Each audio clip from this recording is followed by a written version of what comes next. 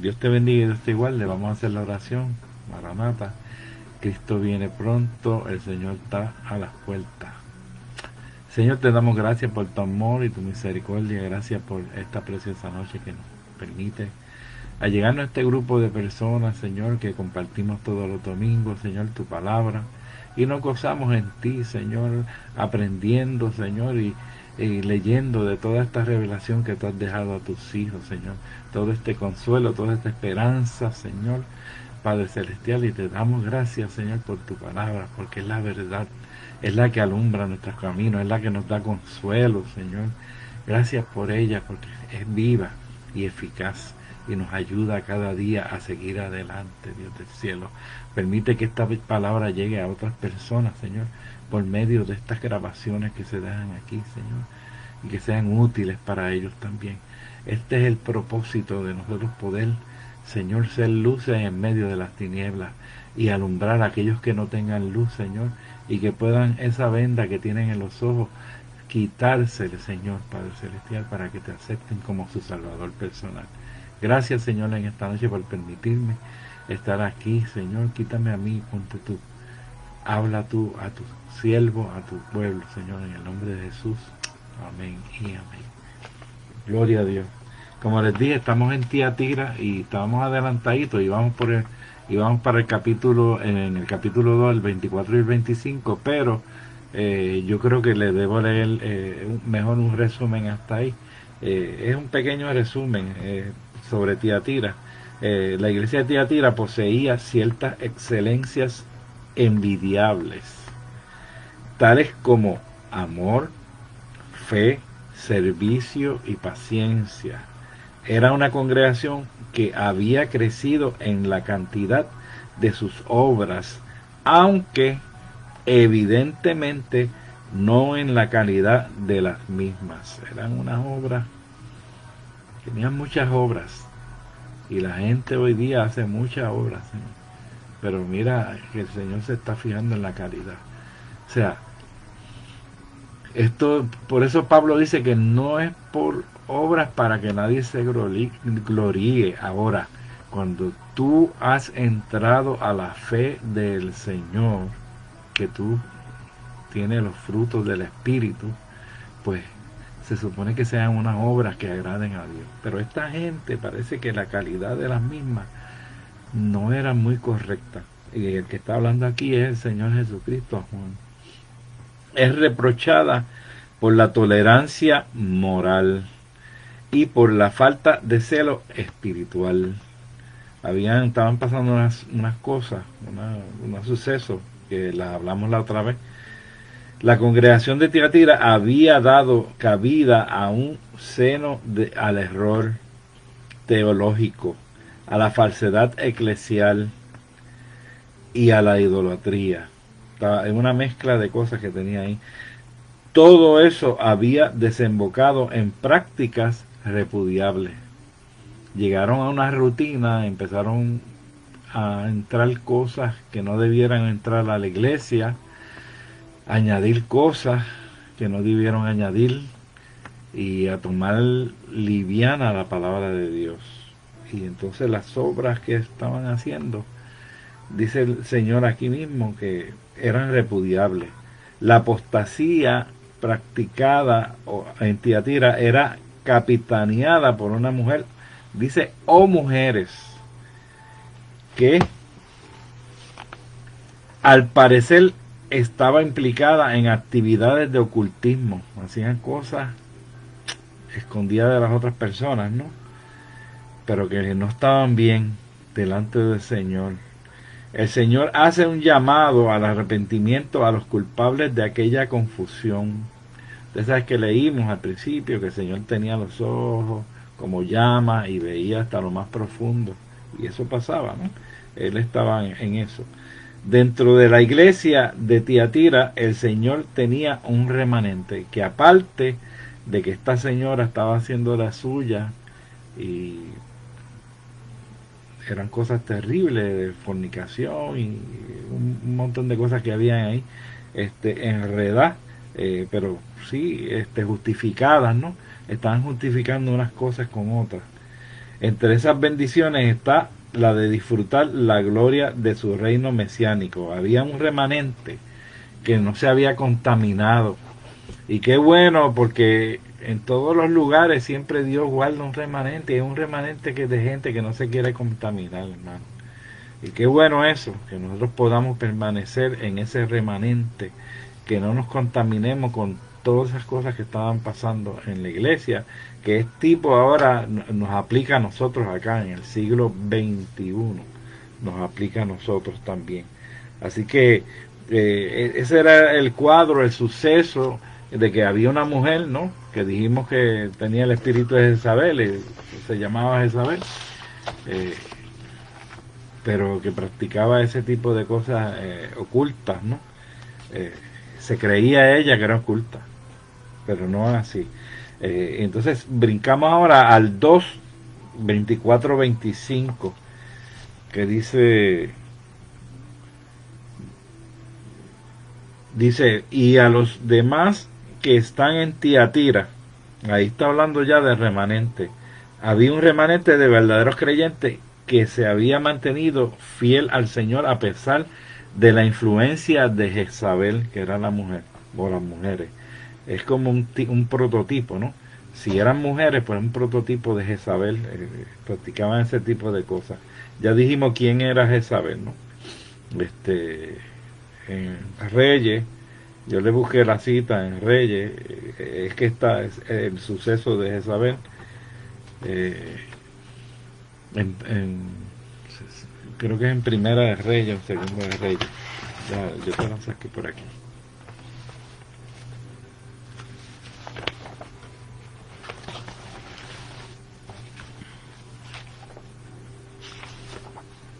En Primera de Reyes, capítulo 19, habla de la Jezabel que persiguió a Elías y Elías se escondió. Pero después, con el tiempo, en la semana, usted puede darle una miradita al Primera de Reyes, capítulo 19, y ahí habla de ese suceso de Jezabel, porque como estamos mencionándola acá, que es el tipo de Jezabel que hay en esta iglesia de Tiatira. ¿A cuántos no tiene esa doctrina? Estamos en el versículo 24, hermano. O sea, que lo estamos cogiendo por pedazos. Así que cuando yo mencione esto, a cuánto no tiene esa doctrina, eso está en parte del versículo. Dice, llamado a todas las iglesias que estén firmes en la fe y no seamos llevados de todo viento de doctrina por estratagema de hombre, que para engañar emplean con astucia la artimaña del error. Y eso está en Efesios 14. Voy a ir yo allá, no tiene que ir usted. Efesios 14, el versículo 4:14, perdón. Efesios 4:14. Efesios no tiene 14 versículos, tiene como 6 nada más. Ok, dice el 4:14 de Efesios, dice, para que ya no seamos niños fluctuantes, llevados por doquiera de todo viento de doctrina, por estratagemas de hombre, que para engañar emplean con astucia las artimañas del error. Y esa era la situación que había allá. Había gente, como a veces la gente no se prepara bien en la palabra, entonces Pablo decía, son fluctuantes, como niños fluctuantes que quieren leche, no quieren vianda, porque no quieren, lo que hacen, van a la iglesia los domingos, se sientan, escuchan el sermón, vuelven a la casa, están toda la semana, vuelven a la iglesia, o escuchan el otro sermón, no abren la Biblia más que a veces, si la llevan a la iglesia, cuando el pastor va a predicar, pues abren la Biblia y leen el versículo, pero no la estudian, no sabe qué es cristiano, pero no sabe qué es eso de cristiano. Entonces nosotros tenemos que estudiar la palabra de Dios para saber cómo los cristianos funcionan. Entonces estas personas, muchos de ellos no estaban en eso. Entonces esta señora que sabía de la palabra, que estaba preparada teológicamente, pero su espíritu no coincidía con su preparación. Entonces, pero entonces podía eh, engañar a estas personas, porque estas personas no sabían de la palabra. Entonces ella puede hábilmente, ¿no?, justificar un montón de acciones de ella. Y como ella sabía más que ellos de la palabra, así que nosotros tenemos que estudiar la palabra. Por eso que estamos aquí esta noche estudiando la palabra. Porque si no sabemos la palabra, nos van a engatusar en algún momento en el camino. Alguien nos va a engañar, hermano. Entonces hay señales para el cristiano de cómo cuando nos conducimos en este mundo, nosotros tenemos que ver las señales a base de la Biblia, a ver qué está bien hecho y qué está mal hecho, hermano. Pero si usted no lee la Biblia, ¿cómo usted va a saber qué es lo bueno y qué es lo malo? ¿Ok? Entonces, en esto nos basamos, y ese es uno de los problemas que hay en la iglesia esta de Tiatira, que había un grupo que permanecía fiel, pero el otro grupo, el resto de la iglesia, o de los miembros de la iglesia, estaban detrás de esta señora y engatusados con la señora, ¿no? Pero en este caso ya estamos en el remanente, y el mismo capítulo 24 dice, y no han conocido lo que ellos llaman las profundidades de Satanás. El Señor le está hablando a ese grupito que no se ha contaminado, ese remanente. Los gnósticos tenían la filosofía, los gnósticos, nosotros nos pasamos hablando de eso desde ya de las iglesias anteriores, que hablamos de los nicolaitas, y yo le hablé de que era un nicolaíta, y le dije exactamente qué era la doctrina de los nicolaitas. Yo me voy a atrever por encima a darle eso un momentito de los nicolaitas, porque mucha gente ahí como que se turba en esa área. Los nicolaitas, grupo partidario de una teología gnóstica liberal. Los gnósticos son gente que sabe de la Biblia, conoce de la Biblia, estudia la Biblia, pero no está, o sea, tiene cosas diferentes. Entonces, como esta gente, vamos a ponerlo así, que son unos duros en la Biblia, si nosotros no estamos ready, pues nos van a comer los dulces, como dicen allá en Puerto Rico. O sea, nos van a engañar, porque son gente que sabe de la palabra. Estos nicolaitas sabían de la palabra, eran líderes. Entonces, si nosotros nos quedamos atrás, pues somos followers a esa gente, vamos a seguir, somos seguidores de ellos, porque no tenemos para dónde coger, porque lo que hacemos es abrimos la Biblia para oír el versículo del domingo y la cerramos, y no, si la llevamos y no la abrimos más en toda la semana, y no queremos saber nada. Yo felicito al grupo que está mirando aquí, al grupo que está con nosotros, porque está interesado en no caer en esto. Todas estas iglesias que nosotros estamos estudiando hoy día, todo esto se aplica. Y hay un montón de gente en las iglesias que saben Biblia, hermano. Hay un montón, hasta pastores. Hay pastores hermano, que tienen unas cosas que no pueden ser, que no son de Dios. Entonces, ¿cómo usted va a discernir y cómo va a saber eso si usted no sabe de la palabra? Yo felicito al grupo que está aquí, pero mire, esto no es para que usted se lo coma. Bueno, es para que se lo coma y se alimente de la palabra, pero es para que también alimente a otro, para que pueda aconsejar a otro, ¿no? Los gnósticos, sistema de filosofía religiosa cuyos partidarios pretendían poseer un conocimiento completo y trascendental de la naturaleza y los atributos de Dios. Ellos tenían un conocimiento completo, ¿ok? Introducían costumbres paganas, tenían esa mezcla, ¿no? Entonces, si tú no sabes, pues, y eran sensuales en la iglesia, dentro de la iglesia de Éfeso y de Pérgamo y de Tiatira y de todo esto, estaban estos gnósticos. Esta mujer, que estamos hablando, esta Jezabel, esta era una gnóstica, esta era una mujer que dicen, yo no estoy seguro de eso, pero los comentaristas dicen que era la esposa del pastor, que podría ser la esposa del pastor. Imagínate, a ese nivel, pues es una persona que la tienen que respetar, porque el pastor es la esposa del pastor, ¿no? Pero yo no estoy seguro de eso, ¿verdad? Eso es un comentario que sale durante de la historia. Yo no sé qué tan cierto sea, pero sea o no sea, era una líder y era la podemos poner como los nicolaitas y las gnósticas, que tenían un conocimiento vasto de pleno de Dios y de la teología de Dios, pero no tenían otras cosas añadidas, no eran gente sana. Así que nosotros, ¿cómo nos vamos a defender de esto si no conocemos la palabra de Dios?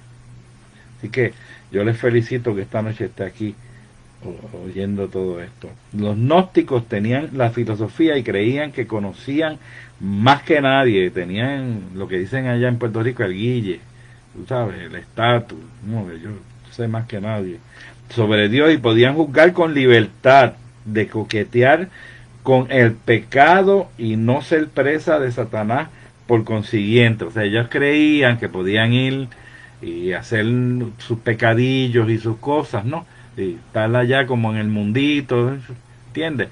Pero como yo soy un santo y yo me sé la Biblia de rabo a cabo, pues eso no me va a contaminar a mí. Yo rápido, tú sabes, me sacudo y me saco todo ese pecadito del medio, ¿no?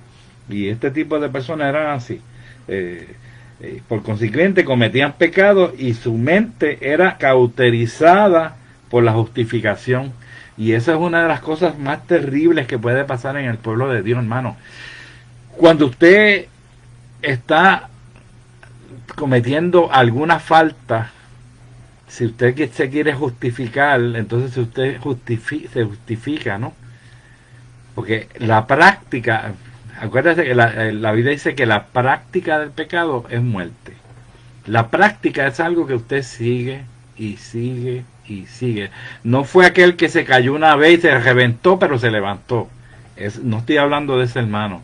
Estoy hablando del que tiene una lenta caída. Dice que es una lenta caída, porque él sigue repitiendo el pecado y sigue repitiendo el pecado. Entonces, la mente se le cauteriza. Cauterizar la mente es acomodarla a que las cosas malas son buenas. Como dice la Biblia, en los últimos días la gente dirá a las cosas malas buenas y a las buenas malas. O sea, cambiarán. Y eso lo ve hoy día, a la luz del día. Que ya unas cosas que antes, yo me acuerdo que en los 70 era una cosa que no se podía, que no se permitía, pues ya más o menos, ¿verdad? Nos vamos acostumbrando. Entonces, hay unas cosas que se van repitiendo.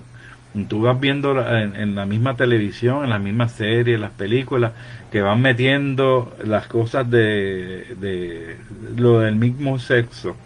Y entonces, porque ellos tratan de acomodar a la mente de las personas de que eso no es malo, de que eso es la mente de nosotros que es mala, pero que eso es esas son cosas llenas de amor. Entonces, con el amor, pues, todo eso se tapa, ¿no? Y eso no es así, porque ahí la Biblia habla en Romanos bien claro sobre eso, ¿ok? Sobre todas esas prácticas. Otro día después de Apocalipsis, vamos a coger el libro de Romanos. El libro de Romanos es la Biblia completa casi.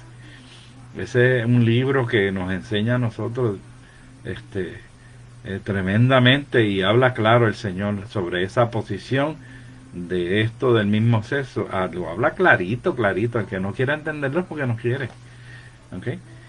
Así que vamos a entrar en eso después. Así que se cauteriza la mente y se acomoda a las cosas que hace malas. Y por eso usted ve a veces una persona en un púlpito y tú dices, pero si ese hombre está en pecado y tiene una amante escondida y todo eso, ¿y cómo se atreve a meterse en el púlpito y predicar? Porque su mente está cauterizada. Ella acomodó ya eso. Nosotros hemos visto muchos hermanos. Esto es bien triste hablarlo, ¿verdad? Es bien triste.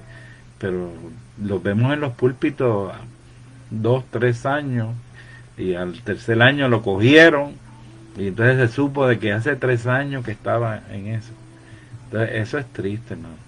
Porque entonces uno dice, pero ¿y cómo él se trepaba ahí y predicaba la palabra de Dios? Porque su mente estaba cauterizada. Así que hay que tener mucho cuidado con esto, porque el enemigo te acomoda esa área de justificación en tu mente. Dice el mismo versículo 24, ya estaba en el 25, no impondré otra carga. Dice, la gracia de Dios y sus bendiciones por nuestra obediencia exhortaba al remanente de creyentes a retener con firmeza lo que tenían hasta que yo venga, sé fiel hasta la muerte. Y eso de no impondré otra carga,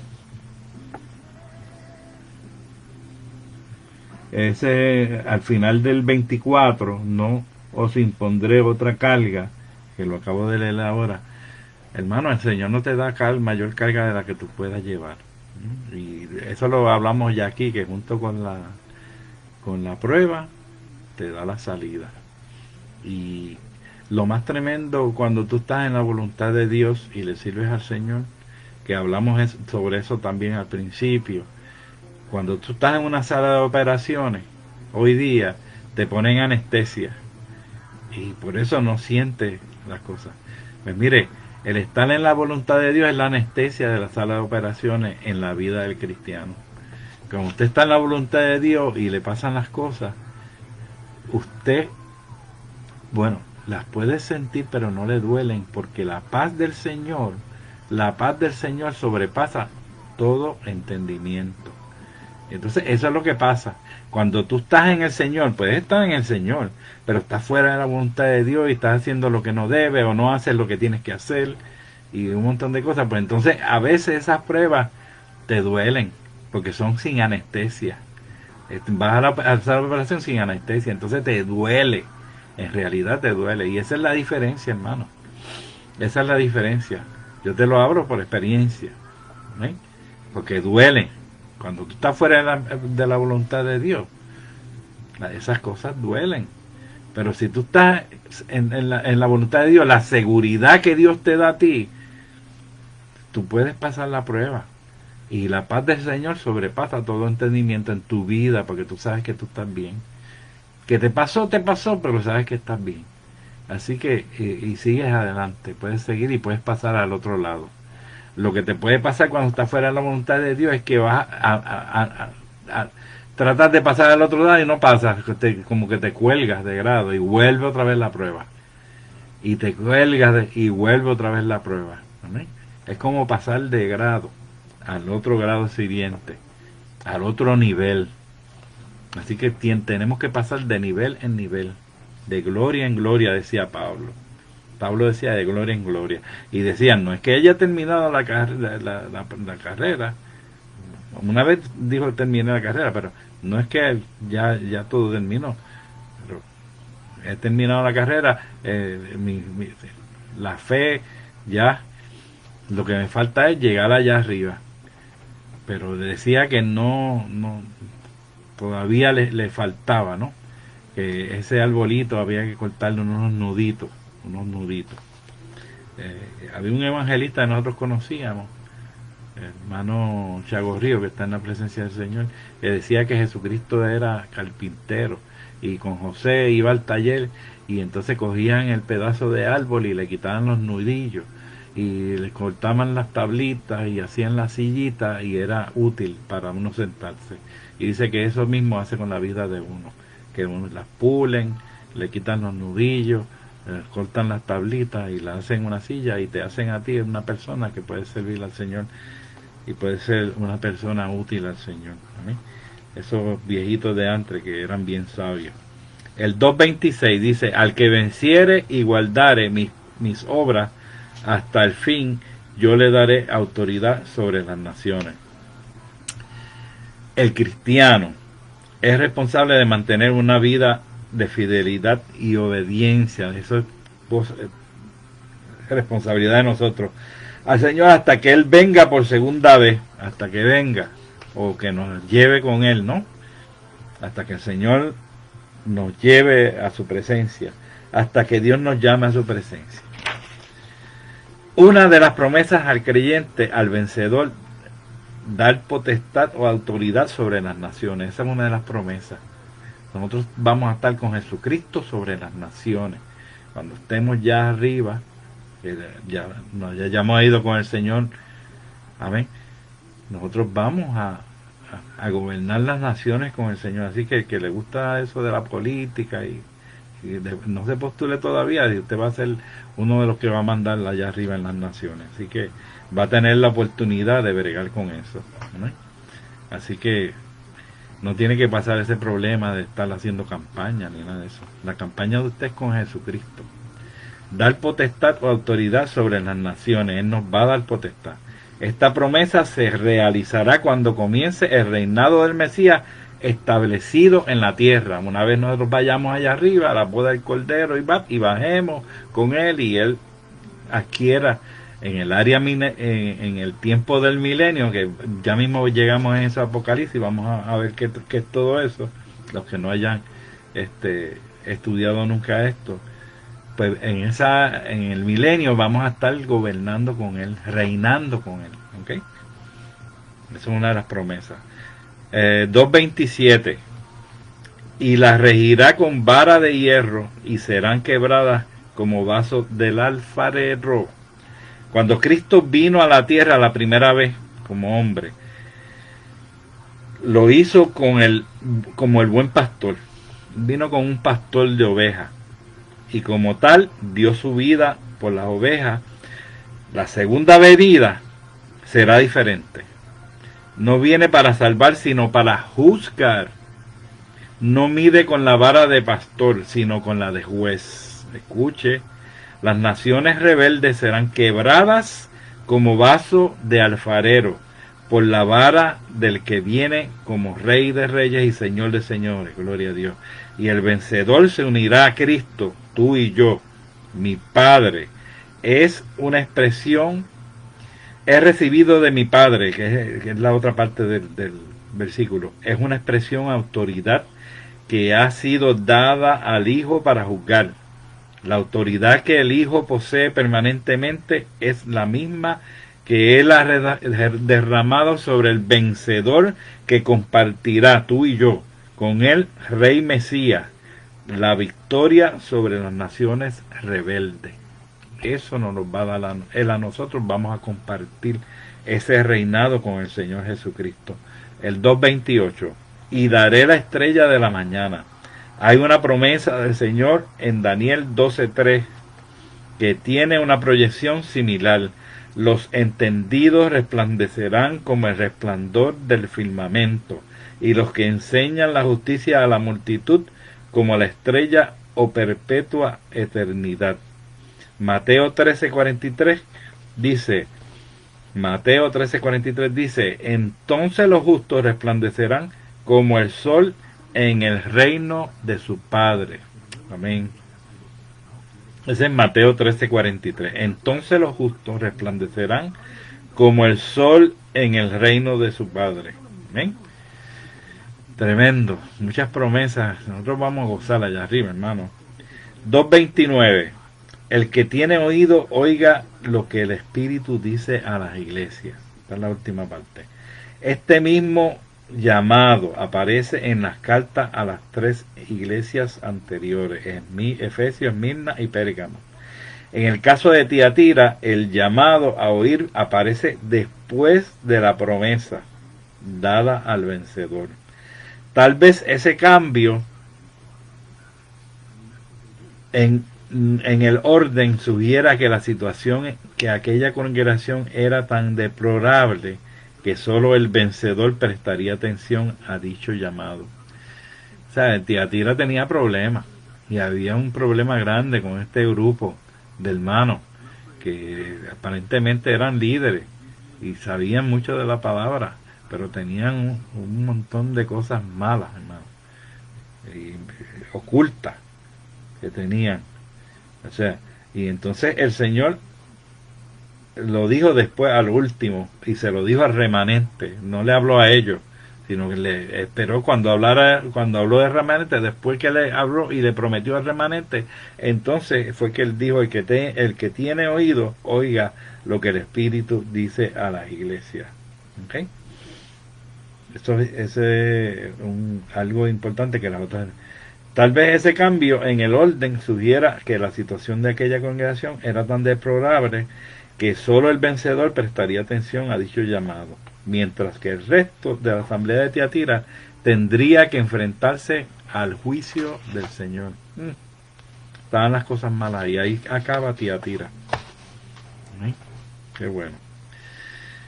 La siguiente es la de Sardis, hermano. Espero que se esté gozando en el Señor y en la palabra, gloria a Dios. La palabra es reveladora, hermano. ¿Sí? Especialmente este libro del Apocalipsis. Por eso se llama Revelaciones.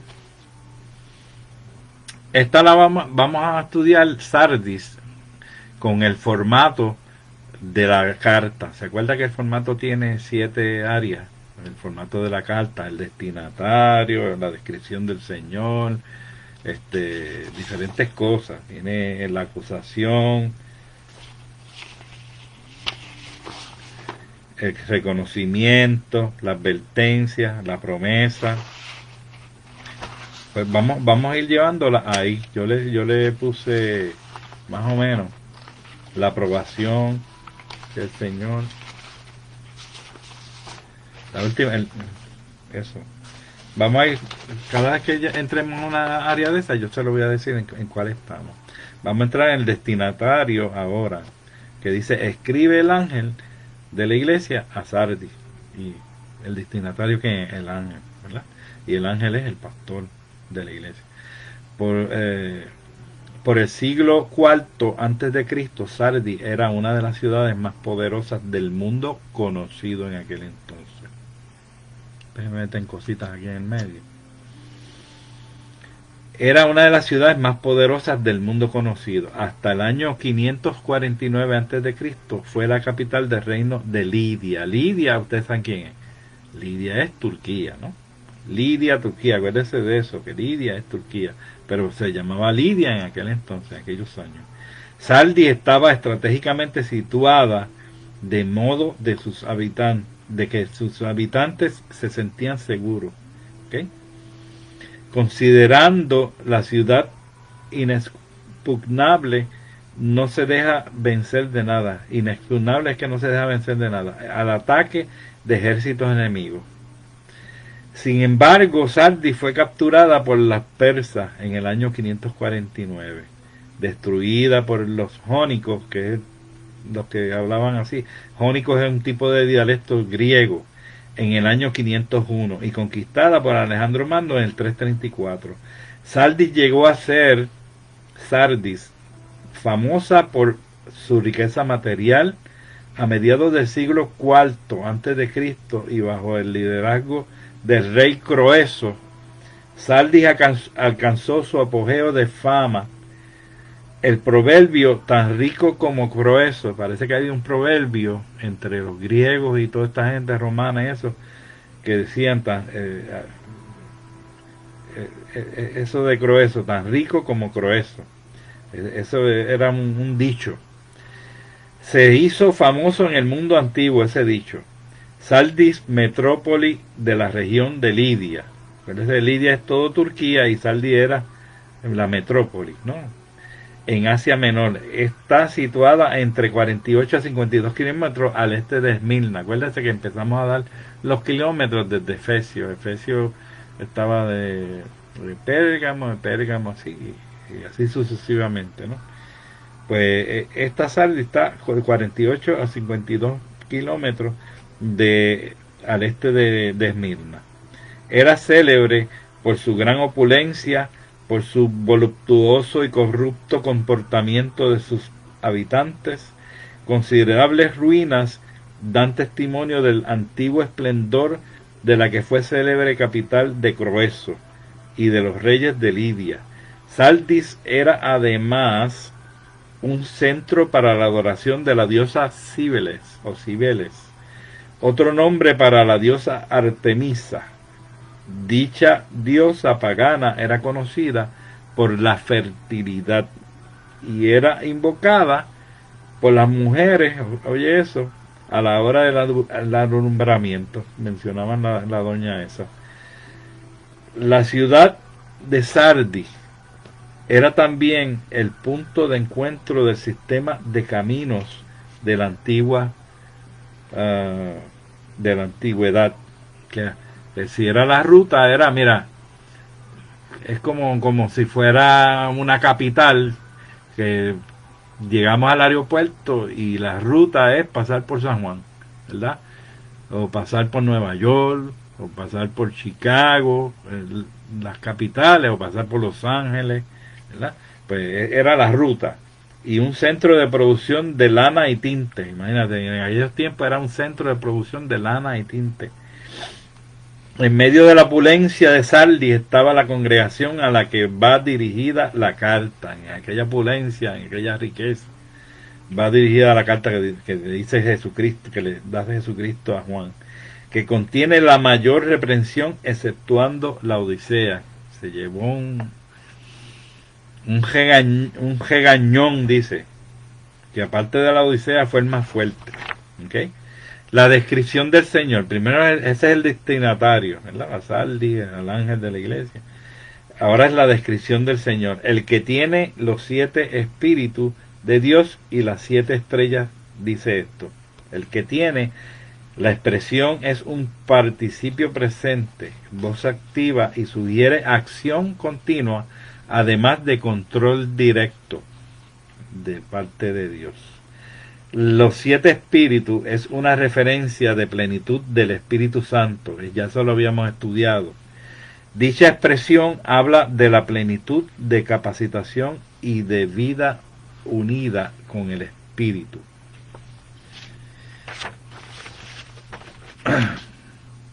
Y que están a la disposición de la iglesia de Sardis a pesar de su condición de mortandad. Estaban toda esa capacitación, toda esa expresión, ¿verdad? El Espíritu Santo estaba allí para asistir el que quisiera. Los dones del Espíritu, todo eso está ahí. Como hoy en la iglesia, hermano, todo está ahí servido en el templo.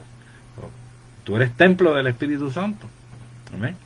Nosotros tenemos para coger de acuerdo a lo que nosotros querramos en el área del Señor, hermano, de acuerdo a tu consagración, tú puedes tomar esas almas espirituales. ¿Amén? Están ahí para que tú las tomes. A pesar de la mortandad de la iglesia espiritual, de la mortandad espiritual, estaba eso allí disponible. De Dios implica la relación eterna entre las 3 personas de la Trinidad. La mención de las 7 estrellas apunta al hecho de que el Señor tiene control sobre las 7 iglesias y las hace estrictamente responsables de responder ante una provisión espiritual abundante. O sea, el Señor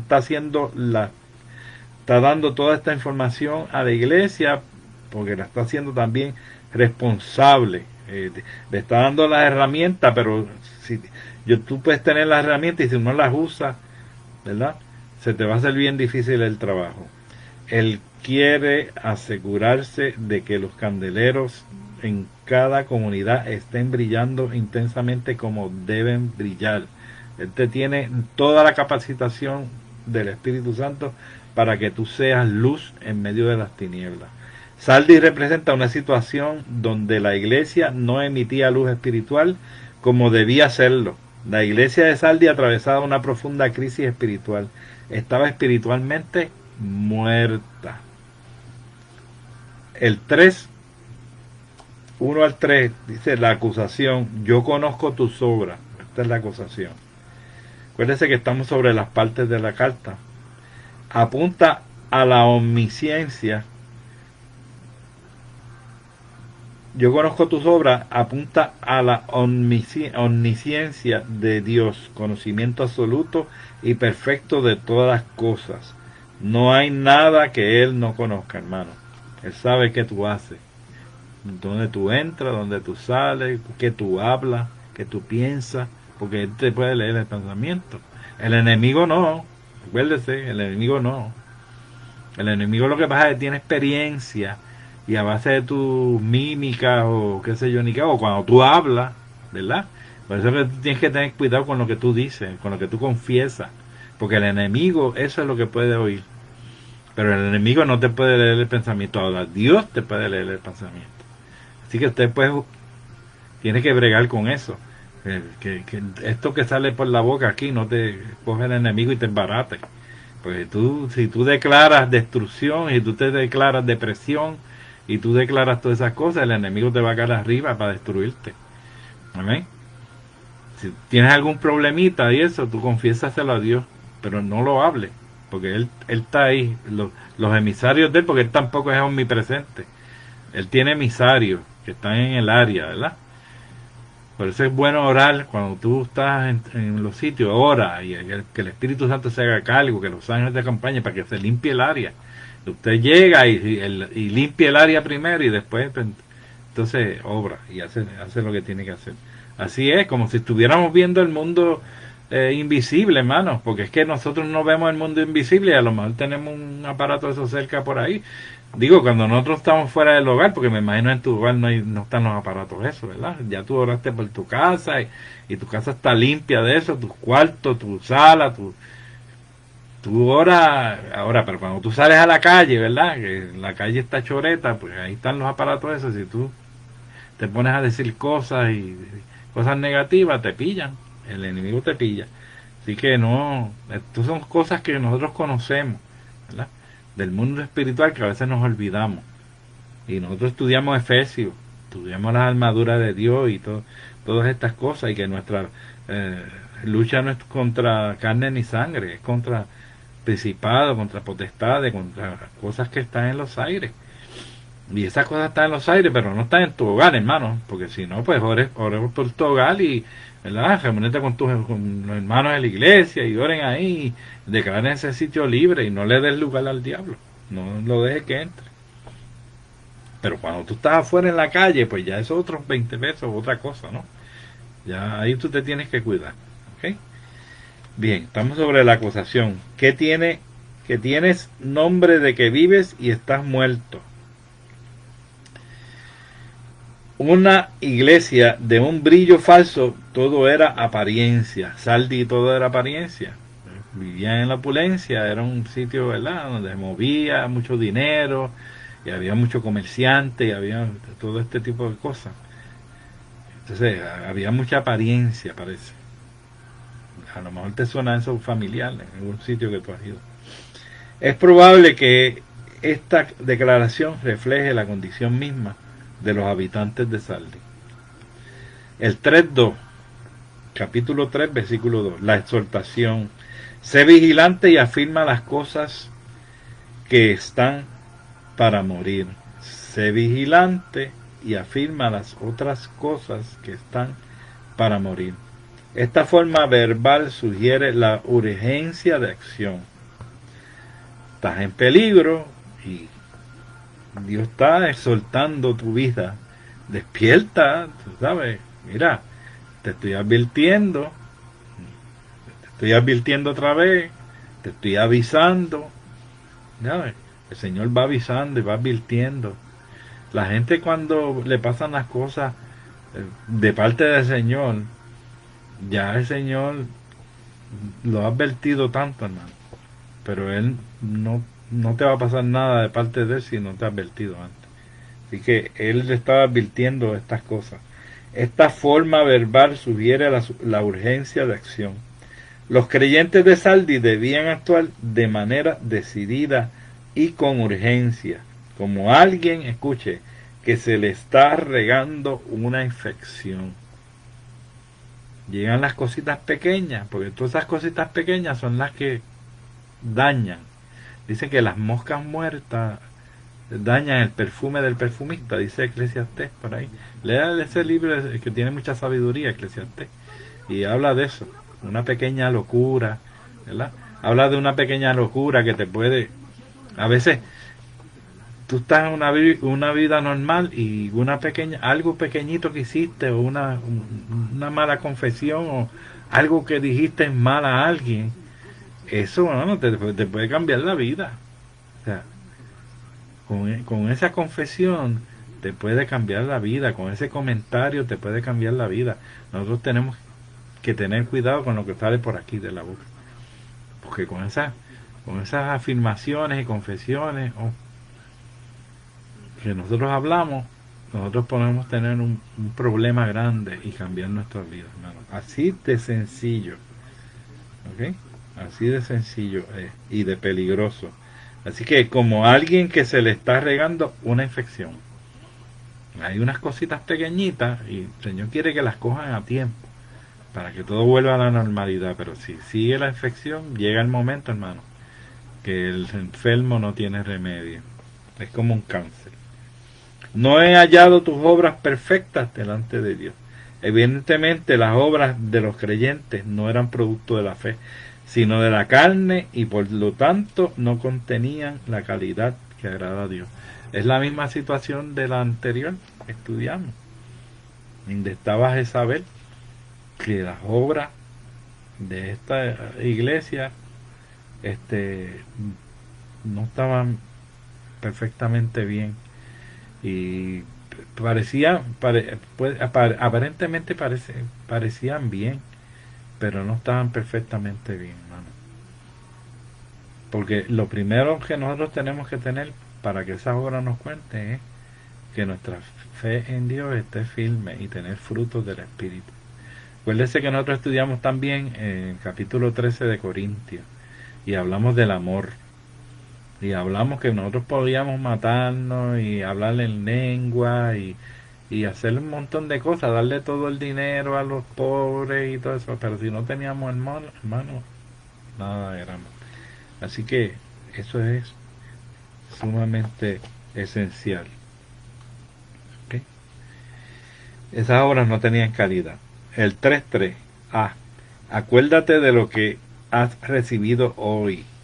La exhortación es sin duda un llamado a pensar en lo fundamental. Los creyentes de Sardi habían recibido el Evangelio por la fe. Este descuido había producido el olvido de la necesidad de mantener una relación personal con el Señor. ¿Okay? Esa relación personal, acuérdate que esto, usted viene al Evangelio, usted se convierte a Jesucristo, pero la vida es entre Jesús y usted. Es un compromiso personal. Por eso es que los juicios van a ser personales. La piedrecita esa que te van a dar es personal. Y va a ser entre tú y Dios. Todo esto es personal, hermano. No es en familia. No es en congregación. Es personal. Tu trato con Dios. ¿Amén? A quien, cuando tú fallas, a que le fallas no es al pastor ni a la iglesia. Es a Dios. Es a Jesús. El que te ve no es el pastor. El pastor y la iglesia a lo mejor no saben nada, pero Dios te está viendo, Dios te está mirando, Dios está presente. Ten en cuenta eso, ten en cuenta. Nosotros trabajamos para el Señor, vivimos para el Señor y para el Señor morimos. Los creyentes de Sardi habían recibido el Evangelio por fe, pero no habían persistido en desarrollarse espiritualmente por la fe.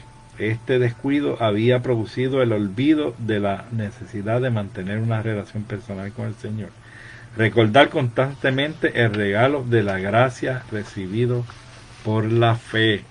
Cristo, como las instrucciones recibidas para la práctica de la fe, debe ser una asignatura de prioridad en la vida del creyente. Amén. Esa asignatura de la fe en Cristo o de la confianza en Dios debe ser una asignatura de primera, ¿okay? En la escuelita del creyente. Guárdalo y arrepiéntete. Cuidarse y tener una actitud de humildad. Guárdalo y arrepiéntete. Estamos sobre el capítulo 3. El 3b, la segunda parte del 3, la advertencia. Pues si no velas, vendré sobre ti como ladrón y no sabrás a qué hora vendré sobre ti.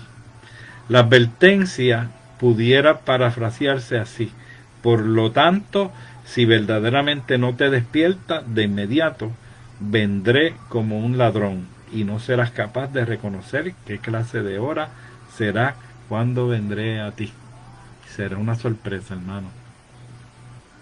Será una sorpresa para ti. El 3.4, el reconocimiento. Pero tienes unas pocas personas en Sardis que no han manchado sus vestiduras. Siempre hay un remanente. Siempre, siempre. Había un remanente fiel que no había contaminado sus vestiduras. Es decir, andaba en santidad delante del Señor. Ese remanente se había mantenido firme en un tiempo difícil para la iglesia. ¿Sí? Y como los días de hoy no son fáciles, hermano. Así que tenemos que cuidarnos y permanecer fiel. 3.4b, la promesa, en el 3.4b. Y andarán conmigo en vestiduras blancas porque son dignas. La frase común, íntima y personal, la expresión en vestiduras blancas, habla de la pureza, de la santidad que Dios exige para que alguien entre en su presencia, hermano. Dice la palabra: sin santidad nadie verá al Señor. Sin santidad nadie verá al Señor, dice la palabra de Dios. Así que estudia a ver qué es santidad. ¿Ven? Porque hay muchas cosas que no es cuestión de ropa ni de afeitarse las piernas o cosas. O sea, antes había muchas cosas de esas de santidad, un traje que le llevaba a los tobillos, todas estas cosas, ¿entiendes? Tenemos que saber qué es santidad, ¿no? Y esto no es una clase de santidad, yo no voy a hablar de eso, pero usted preocúpese por enterarse qué es santidad para el Señor, ¿no? Porque sin santidad nadie verá al Señor, dice la palabra. Ok. Pero esa fidelidad expresada por nuestro Señor se convertirá en vestidura blanca, que es uno de los galardones que Él tendrá para la iglesia. Pero esa fidelidad expresada por nuestro Señor. Amén. Por eso es que tenemos que ser fiel al Señor. El Señor, un corazón contrito y humillado, nunca lo desprecia, ¿no? Así que la humildad siempre, usted, con la humildad siempre al frente. El que venciere será vestido de vestiduras blancas, y no borraré su nombre del libro de la vida. Él permanece fiel como este remanente de Sardis, te asegura que tu nombre esté escrito en el libro de la vida. Él permanece fiel como este remanente de Sardis, como este remanente de Sardis te asegura a ti que tu nombre esté escrito en el libro de la vida, hermano. Ser fiel al Señor. Y confesaré su nombre delante de mi Padre y delante de los ángeles. Mateo 10:32. Mateo 10:32. A cualquiera pues que me confiese delante de los hombres, yo también le confesaré delante de mi Padre que está en los cielos. Por eso es importante que tú confieses que el Señor es tu Señor personal. No son cosas de la gente, no son cosas de los pastores, de los líderes. Nosotros tenemos que confesar al Señor como nuestro Salvador personal. Si tú no lo has confesado, confiésalo. Amén. Dice: Señor, yo te confieso como mi Salvador personal, pero frente a los hombres, tu testimonio, el testimonio tuyo. No me avergüenzo del Evangelio porque es potencia de Dios. Y mucha gente es muy cristiano, pero a la hora de estar con la gente y eso, se avergüenzan del Evangelio, se abochornan de ser cristianos, amén, y no, como que eso de cristiano es una debilidad, ¿no? Y no se atreven y lo esconden. Ese es el enemigo que te está metiendo miedo, amén, porque esto es lo mejor que puede haber, esto es lo mejor que nos puede pasar a nosotros, ser cristianos, amén. Así que si tú le confiesas delante de los hombres, el Señor te confesará delante de su Padre que está en los cielos. El que tiene oído, oiga lo que el Espíritu dice a las iglesias. Amén. Hasta ahí llego, Sardis.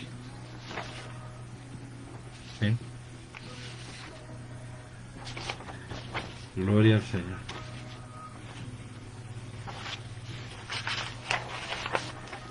Está gozando, hermano. Nos quedan 6 minutos. Vamos a entrar en Filadelfia, pero nos vamos a quedar. Pero después yo le hago lo mismo, ¿no? Le traigo un pequeño resumen. Nos quedan 6 minutos. El mensaje de la iglesia de Filadelfia. Estamos en el 3.7. Este también tiene las divisiones, el destinatario. Escribe el ángel a la iglesia de Filadelfia. Siempre el destinatario es el ángel, el pastor. Cuando el Apocalipsis se escribió, Filadelfia era una ciudad relativamente joven situada a unos 56 kilómetros al este de Sardis. Esta de Sardis. Y a 58 kilómetros de Esmirna. Esta era más lejito. Esta ciudad era víctima de constantes y devastadores terremotos, hermano. Eso siempre estaba temblando allí. Está como Guánica, que está temblando todos los días allí. El nombre Filadelfia significa amor fraternal, en honor a su fundador, Átalo II, quien había recibido ese epíteto debido a que mantenía una relación muy estrecha con su hermano Eumenes, segundo rey de Lidia. Estos son reyes y el hermano es rey. Y entonces le decían Átalo porque era muy unido al hermano. Mira, qué casualidad, ¿verdad? Atao del hermano. La fidelidad del Nuevo Testamento fue reedificada por el emperador Tiberio, ese es romano, después de haber sido destruida por uno de los frecuentes terremotos que la azotaron. Aunque la ciudad permaneció relativamente pequeña, en el siglo I adquirió importancia por su gran actividad comercial. Y volvemos con lo mismo. Todas estas iglesias, las 7 iglesias, tienen la misma característica de un sitio comercial, un sitio que se ha restaurado, un sitio que hay movimiento de gente, un sitio que es moderno, se ha modernizado, que tiene buenas vías de las rutas de los comercios, ¿no? Por donde pasaban todos estos habitantes de Lidia o Turquía en aquel tiempo. Todo esto era estrategia del Espíritu Santo de Dios, porque si por todas esas iglesias pasaba tanta gente, hermano, pues el Espíritu Santo redarguía a toda esa gente y esa gente escuchaban el Evangelio. Una vez escuchaban el Evangelio se convertían al Señor, una vez se convertían al Señor, cuando se iban de ahí se llevaban esa palabra y iban y predicaban el Evangelio. Y así fue que el Evangelio empezó, hermano, regándose, aparte de los apóstoles que también evangelizaron, y Pablo, que dio muchos viajes y evangelizó muchas áreas, muchos sitios, muchos países, muchos continentes viajó Pablo. Por la magnificencia de sus edificios, estamos hablando de Filadelfia, público, y sus templos, llegó a ser conocida como la pequeña Atenas, ¿sí? que era una ciudad linda. Su comienzo se debió al esfuerzo misionero de las iglesias de Éfeso. El Éfeso era una iglesia misionera, ya estaba haciendo misiones por todos lados, por toda Turquía, y evangelizando y prendiendo la mecha en todos lados.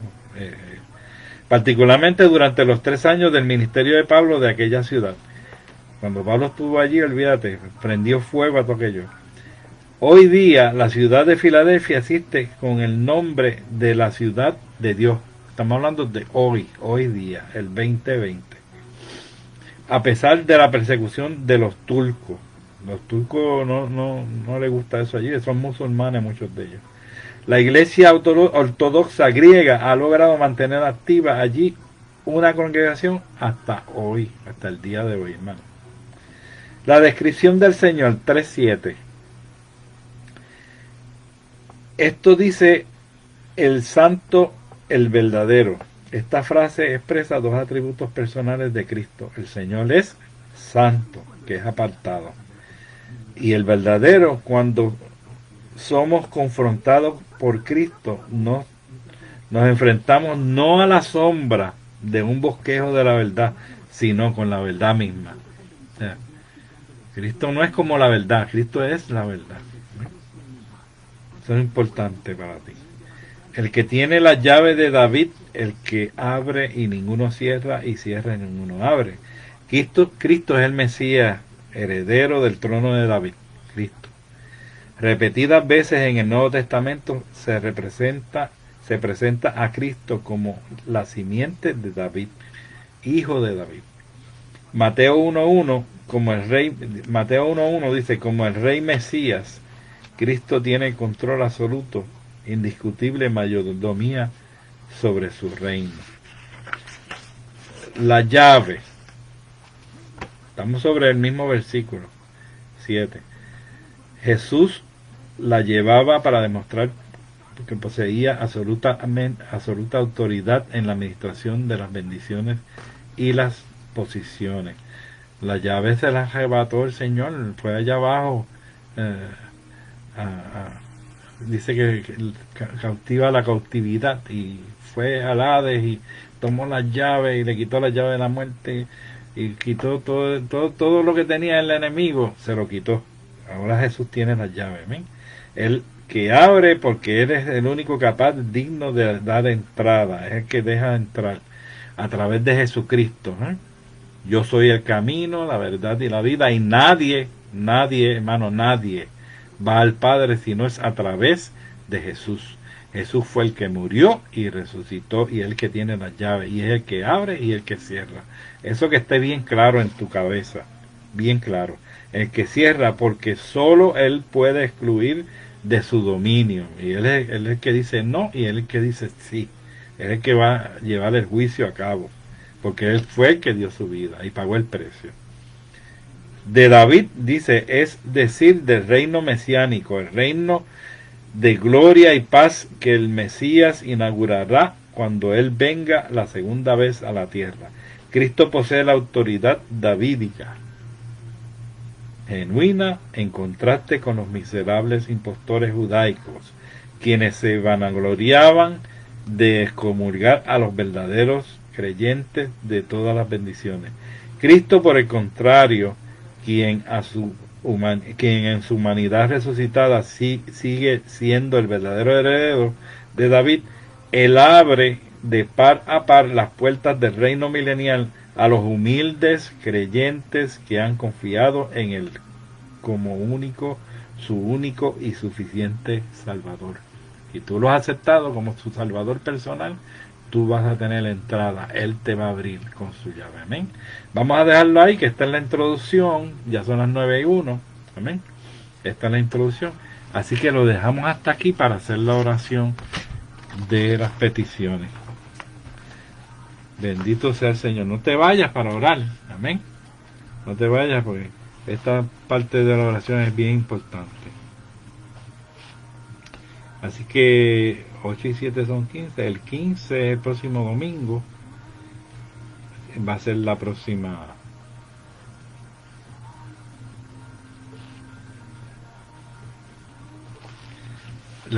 clase. ¿Ven? Nos gozamos en el Señor, nos hemos gozado. Yo me estoy gozando en el Señor, yo no sé tú, pero yo me estoy gozando en cantidad. Y he aprendido un montón yo. ¿Sí? Y sigo aprendiendo. Amén. Y voy a aprender más. Vamos a seguir estudiando la palabra, hermano. Si tú quieres pasar este ratito con nosotros aquí los domingos, pues, aprendemos la palabra. Yo sé que estamos viviendo en días difíciles. Es bueno que vayas a la iglesia, ¿verdad? Pero como hay tanto peligro hoy día, con esta enfermedad, pues no sé qué tan posible se te haya el ir para ir a la iglesia, pero si no puedes ir, por lo menos aquí estás aprendiendo la palabra de Dios. No te digo que no vayas, no me cites mal. Tú si puedes ir, ve a la iglesia, pero si acaso no vas, pues por lo menos tienes la escuela dominical aquí. La estamos dando en la comodidad de tu casa. Esto es cortesía de Papá Dios, amén, que nos da la oportunidad a nosotros de comunicarnos y a ustedes de escucharme. Y nos gozamos en el Señor, hermano. Vamos a orar por las peticiones, amén. Sí, yo no sé si Carmencita tiene unas peticiones por ahí. Yo creo que tiene algunas. Vamos a ver si me toca la puerta ya mismo. Pero no se me vaya, por favor, no se me vaya. Vamos a orar al Señor. Amén. Pues vamos, si no viene nadie, amén. Vamos a orar al Señor. Señor, te damos gracias por tu amor, tu misericordia. Gracias, Señor, por este precioso rato que nos has permitido aquí hablar de tu palabra, Señor, compartir con estos hermanos que están aquí atentos. Y esto es no es una clase formal, Señor, es hablando de tu palabra, compartiendo de tu palabra en esta noche con mis hermanos, Señor. No pretendemos hacer un estudio teológico, sino ameno y darnos, Señor, nosotros mismos exhortarnos unos a otros a estudiar tu palabra. ¿Por qué? Porque tu palabra nos da conocimiento, nos da temor de ti, nos da dirección, Señor. Es como la luz que nos alumbra en nuestro camino, Señor. Gracias por esta oportunidad, porque sacamos este rato para ti, Señor, para tu gloria y tu honra, Señor. Gracias por mis hermanos que están al otro lado, Señor. Gracias por ellos. Yo sé que ellos, muchos tienen peticiones, Señor, y pues no la han podido dar, Señor. Pero yo te pido por cada uno de los enfermos que están al otro lado, de las familias, Señor, que están enfermas, que te allegues a esas vidas, Señor. Sea la condición que sea, tú sabes y la conoces, Señor, del que sea, Señor. O petición de otro índole de trabajo, Señor. Petición de situaciones familiares, Dios del cielo. Glorifícate, Señor, sea la situación que sea, porque tú eres el Rey de Reyes y Señor de Señores. Yo sé que tú estás atento, Señor, a este grupo y que miras, Señor, noche a noche. Cada domingo nos miras y nos observas, Señor. Gracias por tu amor, gracias por tu apoyo, gracias por tu respaldo, Señor. Bendice toda esta familia, Señor. Mira, métete en estos hogares, Señor, Espíritu Santo, Padre Celestial. Limpia estos hogares de todo mal, de toda cosa, de todo espíritu antagónico del enemigo, la justicia que quiera amenazar, Señor. Límpialos. Yo, Señor, Padre Celestial, lo hablo en el nombre tuyo, en el nombre de Jesús, Señor. Envío tus ángeles a estos lugares, a estos sitios, Señor. Oh Padre Celestial, gracias por mis hermanos, Señor.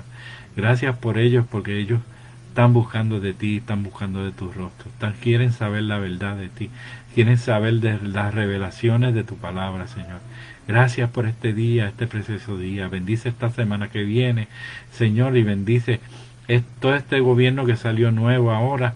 Glorifícate y el saliente, Señor, Padre Celestial. Bendice a Donald Trump donde quiera que esté, y bendice a Joe Biden donde quiera que esté, Señor.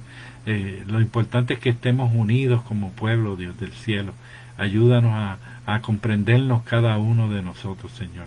Padre, lo más importante es que nosotros estemos inscritos en el libro de la vida. En el libro de la vida, ese es el más importante, ese es el suceso, Señor. Padre, y que si somos iglesia nos vayamos contigo cuando suene la trompeta. Padre, y que participemos allá arriba de las bodas de Cordero, Señor, y un día, Señor, vengamos en la segunda venida contigo en gloria a reinar, Padre Celestial, a las naciones aquí, porque nos toca reinar contigo, con el Mesías, con Jesucristo, el que pagó en la cruz del Calvario con su sangre divina. Gracias, Jesús. Gracias, Señor. Gracias, Dios del cielo, porque nos uniste, nos diste esta revelación para nosotros entrar en esto, Señor, en tu reino, Señor. Gracias, ayúdanos, Señor, a perseverar en el nombre de Jesús. Amén y amén. Dios te bendiga, Dios te guarde.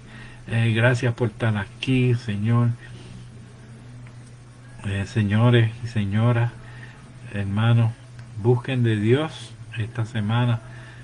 Sigan adelante, Señor. Estudien la palabra de Dios. Acuérdense que nos quedamos en la iglesia de Filadelfia en la introducción, así que empezamos el domingo que viene con Filadelfia y terminamos con la Odisea. Esa es la última. Así que después empezamos con el capítulo 4 de Apocalipsis y empezamos con todas esas cuestiones de Apocalipsis interesantísimas. Amén. Así que vamos en ese viaje, acompáñenme en ese viaje para que nos gocemos en el Señor. Dios te bendiga y Dios te guarde en esta noche. Bendiciones.